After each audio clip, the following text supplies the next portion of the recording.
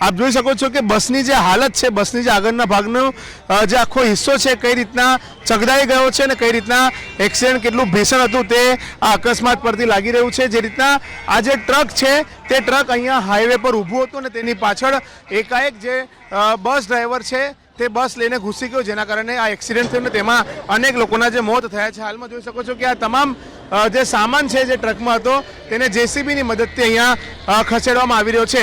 એનડીઆરએફના જે જવાનો છે તે એનડીઆરએફના જવાનો પણ અહીંયા આવી પહોંચે। એનડીઆરએફની 2 ટુકડી, એસડીઆરએફ, પોલીસ, ફાયર બ્રિગેડ સહિત તમામ જે લોકો છે તે સવારથી અહીંયા આવ્યા અને તેમને રેસ્ક્યુની કામગીરી કરી। ખૂબ ઝડપી રેસ્ક્યુની કામગીરી તંત્ર તરફથી કરવામાં આવી અને તેમને તાત્કાલિક જે બચાવની કામગીરી કરતા 24 જે લોકો છે તે 24 જેટલા લોકોને બહાર કાઢીને તેમને સારવાર માટે સયાજી હોસ્પિટલમાં ખસેડ્યા છે। મૃતકોને પણ સયાજી હોસ્પિટલ ખાતે ખસેડવામાં આવ્યા છે। જે રીતના વાત કરવામાં આવે તો હાલમાં રેસ્ક્યુની કામગીરી પૂર્ણ થઈ છે, પરંતુ અકસ્માત એટલો ભીષણ હતો કે અનેક લોકોના મૃતદેહો ફસાઈ ગયા। તેમને જે બસના પતરા છે તે કાપીને બહાર કાઢવા પડ્યા મૃતદેહોને।